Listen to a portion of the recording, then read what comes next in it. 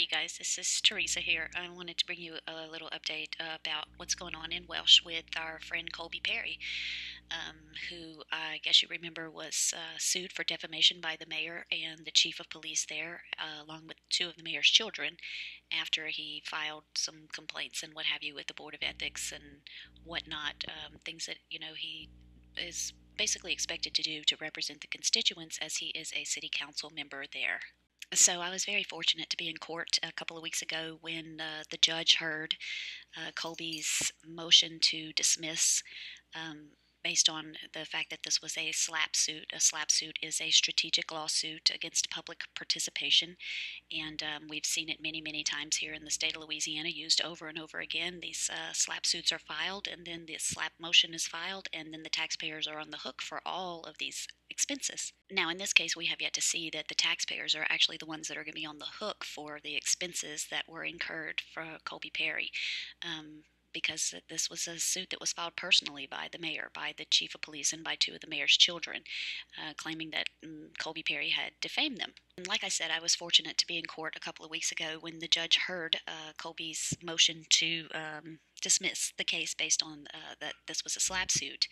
I was fortunate to be there, fortunate to hear the judge grant his motion and throw out the lawsuit, and to hear that the judge just stopped short of ruling that the case was dismissed with prejudice, based on the fact that he wasn't sure about the law and he wanted the attorneys to file some briefs to, I guess, kind of argue their case with or without prejudice should this be dismissed. Which is basically just another legal strategy to run up more legal bills on behalf of them.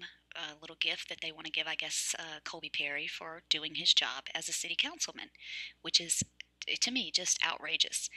The judge has already made his decision. They didn't like the decision, and now they're, I guess, upset that the judge made this decision. And, if people file for recusal for a judge, normally they do it in a timely manner, like before the hearing. I mean, it's not like, they haven't known Colby Perry, known his family. I mean, remember, it's a small, small town. There's, I want to say 3,500 people that live in this town. So it's not like they would have had any trouble finding someone that knew all of the relationships, I can assure you. But what they did was they found some aunt and uncle of Colby's who had filed a lawsuit against Colby's grandparents at one point. And these people came forward and gave us wrote an affidavit to submit in with this motion to recuse the judge. And like I said, this is just outrageous that they are dragging this man through this even more after the judge has made his decision. At the end of the day, this isn't just an assault on Perry's freedoms, his freedom of speech and his freedom to be able to represent his constituents. This is an assault on every one of our freedoms. This is a tactic that has been used again and again, and it is not so much meant to shut Colby up or to put Colby in his place.